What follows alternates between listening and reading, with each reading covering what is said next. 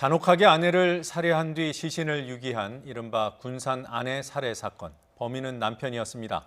그는 숨진 여성의 언니도 무참하게 때려 중태에 빠뜨렸습니다. 딸은 자신이 다음 범행 대상이 될 것이라면서 청와대 국민청원에 글을 올렸습니다. 데스크의 사건 추적 더 사건, 이종구 사회부 사건 데스크와 알아보겠습니다. 안녕하십니까? 네, 안녕하세요. 자, 어서 오십시오. 어떤 사건입니까?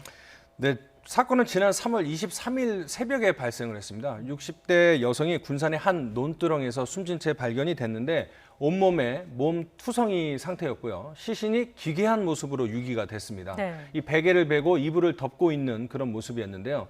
시신 발견 장소에서 11km 떨어진 피해자 집에선 숨진 여성의 언니가 발견이 됐는데 언니 역시 심하게 폭행을 당한 상태였습니다. 예. 전깃줄하고 테이프로 결박이 된 상태였고요. 시신이 발견됐을 때 베개를 베고 이불을 덮고 있었다는 네. 게 상식적으로는 이해가 되지 않거든요. 네. 그래서 제가 이제 수사 전문가들 쪽에 좀 알아봤더니 보통 이제 살인 사건의 피의자들은 자신의 범행을 은폐하기 위해서 예. 사건 현장을 뭐 망가뜨린다거나 다른 조작을 해놓는다고 해요. 그래서 네. 이것도 정신 이상적인 행동이 아니라 자신의 범행을 은폐하고 수사에 혼선을 주기 위해서 마치 정신 이상자가 범행을 저지른 것처럼 꾸미기 위해서 이런 짓을 저지른 게 아닌가 이렇게 추정을 할 수 있는 대목입니다. 네. 혼선을 주기 위한 고의적인 행동이다. 네. 그리고 뭐 정신병자 그렇게 이제 행세를 해서 네. 형을 감형받을 그런 목적도 있다고 봐야 되는 그렇습니다. 건가요? 네. 피의자가 뭐 물체 하나를 이제 구속된 뒤에 네. 삼켜서 수술까지 받았다고 해요. 네, 이제 피의자가 시신 발견 3시간 만에 체포가 됐는데요. 네. 그래서 이제 경찰 조사를 받다가 구속이 됐고요.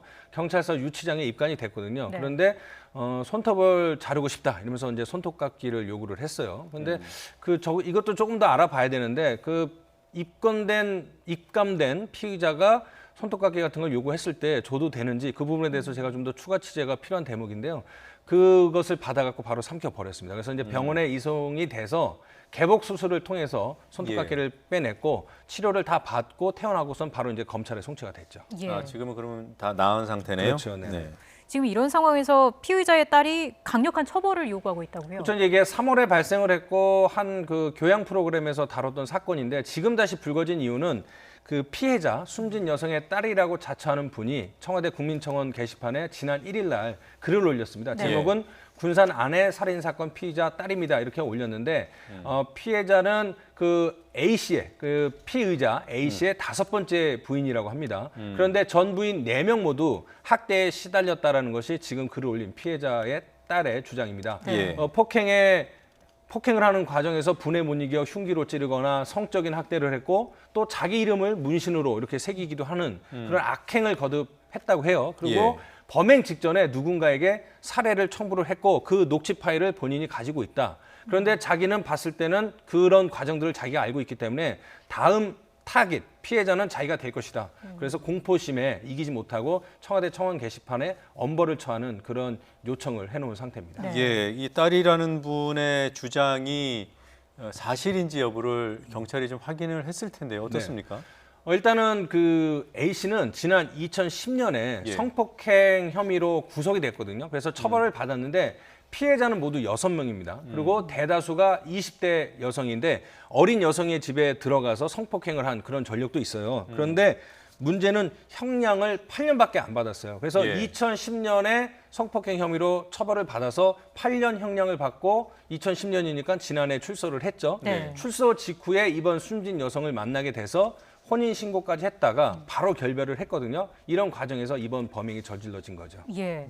그 딸은 아버지가 아예 격리가 돼야 한다 이렇게 주장을 하는데 전과자가 범행 그 살인을 저질렀을 경우에 우발적일 때와 네. 계획 범행일 때 차이가 있습니까? 매우 큽니다. 우발적 범행과 계획적 범행의 차이도 크고요. 그다음에 우발적 범행이 아닌 계획적 범행이라 하더라도 비판받을 소지가 있는지 참작할 여지가 있는지에 따라서 양형 기준을 많이 다르더라고요. 그래서 예. 제가 알아봤더니 살해 동기가 참작이 되면 보통 양형 기준은 4년에서 6년을 받습니다. 네. 그리고 비난받을 동기면 15년에서 20년이고요. 네. 계획 범행이라면 18년에서 무기징역까지 가능합니다. 네. 우발적이라면 10년에서 15년이고요. 그러니까 이 지금 피의자 A 씨는 우발적인 범행이었다라고 주장을 하고 있습니다. 우발적인 범행이었다고 한다면 4년에서 한 5년 정도에다가 또 범행의 잔혹성에 따라서는 뭐 감형이 될 수도 있고 중형에 처할 수도 있지 않습니까? 네. 그런 것들을 좀 고려해서 이 사람이 지금 자기는 우발적인 범행이다 이렇게 주장을 하고 있죠. 네. 그러니까 딸은 아예 격리돼야 된다. 이 얘기는 무기징역 이상의 선고가 필요하다고 지금 얘기하는 거죠. 철저하게 계획된 범행이고 잔혹하게 살해를 했고 그전에도 성폭행 혐의가 아니, 처벌을 받았기 때문에 지금 정상 참작할 여지는 전혀 없고 사회적으로 비판을 받아서 중형에 처해야 된다. 사회화 격리시켜야 된다는 것이 예. 피해자 딸을 자처하는 분의 주장이죠. 그 딸은 그 자기 아버지가 누구에겐가 그 살해 청부하는 걸 들었다고 했잖아요. 네네. 근데 지금 그 5번째 부인을 살해한 피의자는 네. 이 아버지 본인이고 네. 그 청부를 받은 사람은 아직 신원이 파악이 안 됐나요? 신원이 아직 드러나지 않고 있습니다. 네, 알겠습니다. 네.